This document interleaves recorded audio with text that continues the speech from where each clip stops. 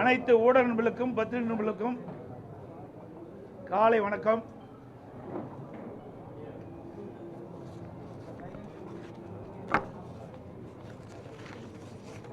கழக நிறுவன தலைவர் பாரத ரத்னா புரட்சி தலைவர் டாக்டர் எம்ஜிஆர் அவர்களின் 109வது பிறந்தநாள் விழா தமிழக அனைவருக்கும் மகிழ்ச்சி தரும் ஒரு பொன்னான நாள்.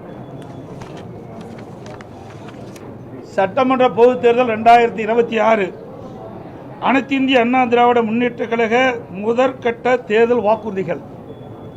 தமிழ்நாட்டின் 17வது சட்டமன்ற பேரவைக்கான பொது தேர்தல் விரைவில் நடைபெற உள்ளதை முன்னிட்டு மக்கள் நலன் ஒன்றை மட்டுமே குறிக்கோளாக கொண்டு செயல்பட்டு வரும் அனைத்து இந்திய அண்ணா திராவிட முன்னேற்ற கழகத்தின் சார்பில் அளிக்கப்படும் முதல் கட்ட தேர்தல் வாக்குறுதிகள். எண் 1, மகளிர் நலன் குல வழக்கு திட்டம். சமூகத்தில் பொருளாதார சமநிலையை உருவாக்கிட குலவிளக்கு திட்டத்தின் மூலம் அனைத்து குடும்ப அட்டைதாரர்களுக்கும் ஒவ்வொரு மாதமும் உதவித்தொகையாக ரூபாய் 2000 வழங்கப்படும். இத்தொகை குடும்ப தலைவியின் வங்கி கணக்கில் செலுத்தப்படும். வாக்குறுதி எண் 2, ஆண்களுக்கும் மகளிருக்கும் கட்டணமில்லா பேருந்து பயண திட்டம். நகர பேருந்தில் பயணம் செய்யும் ஆண்களுக்கு கட்டணமில்லா பேருந்து பயண திட்டம் செயல்படுத்தப்படும். ஏற்கனவே நடைமுறையில் இருக்கும் நகர பேருந்துகளில் பயணம் செய்யும் மகளிருக்கான கட்டணமில்லா பேருந்து பயண திட்டம் தொடர்ந்து செயல்படுத்தப்படும். அறிவிப்பெண் 3, அனைவருக்கும் வீடு. அம்மா இல்லம் திட்டம். அம்மா இல்லம் திட்டம் மூலம் கிராமப்புறங்களில் குடியிருப்பதற்கு சொந்த வீடு இல்லாதவர்களுக்கு அரசே இடம் வாங்கி கான்கிரீட் வீடுகள் கட்டித்தரப்படும்.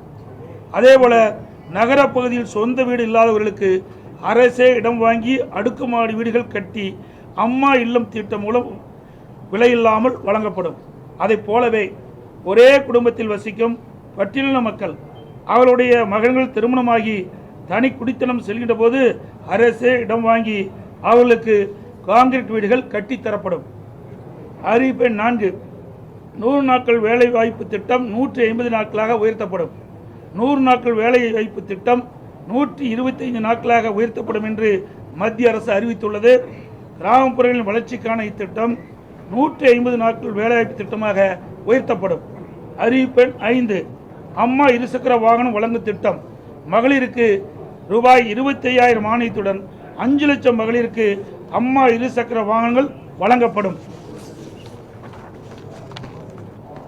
தேர்தல் அறிக்கை தயாரிக்கும் குழு மண்டல வாரியாக பலதரப்பட்ட மக்களை நேரில் சந்தித்து அவர்களின் கோரிக்கை மனுக்களை பெற்றுள்ளனர்.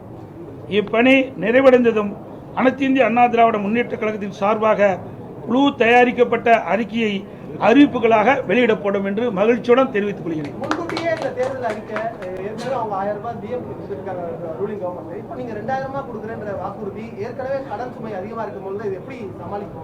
அவர்களுக்கு திறமை இல்லை, எங்களுக்கு திறமை இருந்தது. நாங்கள் ஆட்சி செய்கின்ற பொழுது 5,18,000 கோடி தான் கடன் இருந்தது. எந்த சூழ்நிலை? ஒரு ஆண்டு கொரோனா காலத்தில் கூட அரசுக்கு வரி வருவாய் இல்லாத நேரத்தில் கூட கொரோனாவுக்கு 40,000 கோடி செலவு செய்தோம். நாங்கள் திறமையாக நிதி கையாண்டு நிதி சுமை இல்லாமல் நிதி சுமை குறைவாக இருக்கின்ற சூழ்நிலை நாங்கள் உருவாக்கி தந்திருக்கிறோம்.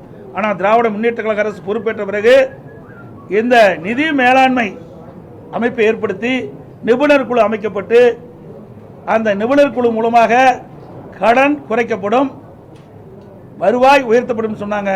ஆனால் அதுக்கு நேர்மாறாக நிபுணர் குழு அமைக்கப்பட்டபோது கடன் தான் அதிகரிச்சிருக்குது.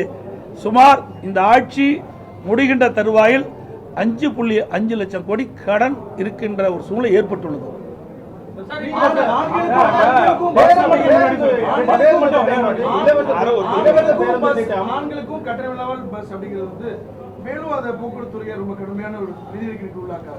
இதுதான் நான் சொல்றேன்ல, நிர்வாக திறமை இருந்தால் எல்லாமே சமாளிக்கலாம்.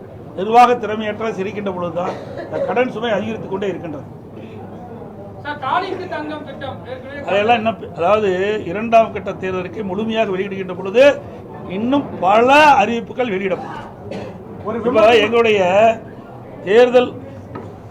தேர்தல் அறிக்கை தயாரிக்க குழு ஒவ்வொரு மண்டலமாக போயிட்டு இருக்கிறாங்க. ஒரு மண்டலத்துக்கு போகல, அங்கே போய் பலதரப்பட்ட மக்களையும் சந்தித்து அவருடைய கருத்துக்களை விண்ணப்பம் மூலமாக பெற்று அதையெல்லாம் சேகரித்து அந்த அறிக்கையாக தயாரிக்கப்பட்டு அது ஆய்வு செய்யப்பட்டு அதை அடிப்படையில் மக்கள் என்னென்ன நினைக்கின்றார்களோ அதை எங்களுடைய தேர்தல் அறிக்கையில் இடம்பெறும்.